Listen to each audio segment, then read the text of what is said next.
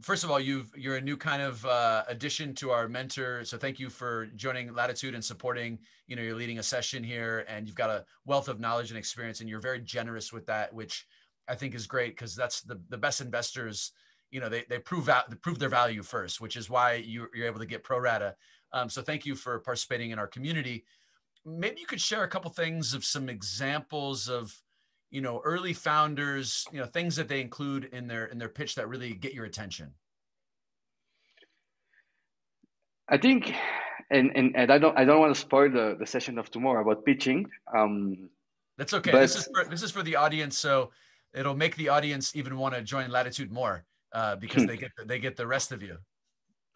I think that you need to think about pitching more as art than as a science, And there's nothing that it's difficult to take something and replace. And usually, most of what someone like the magic doesn't happen in what you say in the pitch, but in everything that you don't say.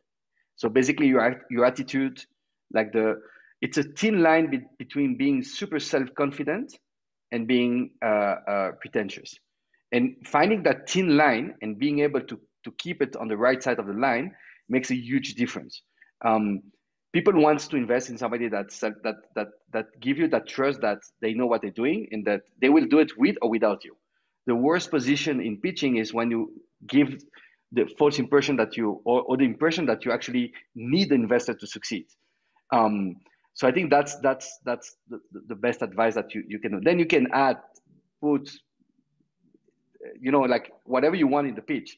If you fail on that, if you are pretentious or you don't look self-confident, or you kind of give the power to the investor by saying, I need your money to do my business, nobody will invest, or it's going to be a lot harder, or you're going to get really bad terms for your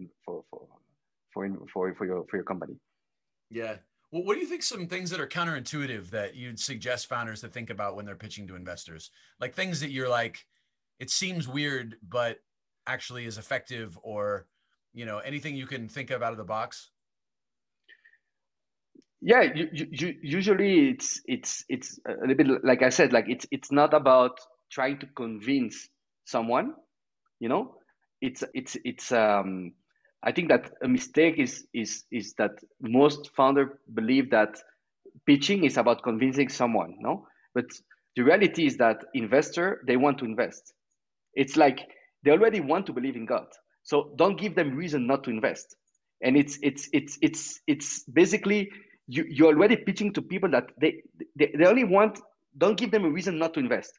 And I think if you put that in your mindset and you stop trying to convince and you just say, look, I've built this, people like it, it's growing, I don't have all the answers, but this is the best moment to join me because this can be huge, And I think that's the best way to kind of pitch someone, and he wants to join you and be part of that. Nobody expects you to have 100% figured out of your company. If not, you would not be pitching at Latitude. You would be, ringing the bell at Nasdaq if you already have everything figured out. So take it a bit lightly and kind of invite people saying, we're building something amazing and you should join us, And I would even add to that if you know who you're pitching to, if you know what they can bring as value, it's even better when they say, Brian, you have a lot of experience into real estate. And I think that you can help us with this. It's amazing because then you say, oh, he's right, and it's adding a little bit to what I'm saying. You already want to invest, like give me those reasons. So I just gonna write a check, So let's double click on that. Let me kind of frame a few, paraphrase a little bit. So you're pitching to an investor, you're identifying what their skill set is, and you're really reinforcing that is one of the reasons why you want them. Would you say that investors, they want to feel loved also? Like, is that, obviously. Tell me more about how that plays into the dynamics. I think that most investors, especially angels, wants to bring value and want to be more than a check. Most of them. It's not always possible. I would say that sometimes we've done a great job and we've brought a lot of value, and sometimes we've been another check or another name on the cap table. because you cannot be an expert in everything, and sometimes your value is really really helpful in the beginning of the company, and then the company grows really fast, and a lot of things can happen.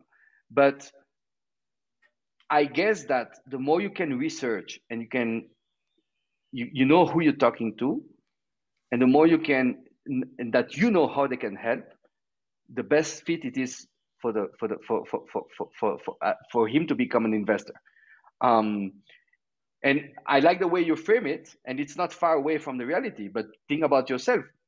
Would you prefer someone that doesn't know who you are and just say, I'm pitching, I would love your check, or somebody that knows about, your career and can tell you why he believes that you can bring value? I mean, it's like we are human, Jonathan, it's funny. I've been thinking a lot about cold emails and cold outreach, right? I mean, I'm sure your LinkedIn gets blown up. You're a well-known person, investor, entrepreneur. And I cannot believe the low quality outreach that we get sometimes. Like it's embarrassing that people just go straight for the ask. In all candor, it kind of reminds me when I was on the first date with my wife and I went in for the kiss and I got rejected. She just shut me down, and she's like, I don't know you yet. And then, that was like, that's kind of how it feels like when you're getting that cold message. Tell me about a really impressive, crafted message, tailored message that you've got where you're like, wow, I'm going to respond to this, even though I have no connection with this person. Just to give an idea to entrepreneurs listening about how to weave those messages in that really resonate with in investors' minds. So I would give an example that happened to me, not like literally a couple of weeks ago. A founder that reached out and said, look, I've worked in a company that you have built, after I left. I loved what like ABC that you brought to the company. Now I'm building my own company. I know that you can bring a lot of value. You don't know me, but I would love to have 5 minutes of your time to explain what we're building. And, okay, like you said, now he was already working and blah, blah, blah. But on the same time, he took the 5-minute effort to bring a few reasons why I should give him those 5 minutes. And like you said, when you have someone that's just saying, look, I'm building a project, call me on that number, like those kind of emails that are very common. Like everyone else, we are not more or less busy than everyone else, and you're gonna dedicate that time to people that actually are taking the time to give you a reason why they want to talk to you. So I think it's not that difficult. It's just thinking about and make it short. Look, that's other thing I love about cold email, that when they're well written, they give you exactly what they need, and they make it short, so it's very easy. I guess you have the same thing, but when you open an email or you see the LinkedIn, you see like a huge message. It's not that you don't want. You say, I don't have time right now. I'll read it later, and that later might be sometimes too late. No.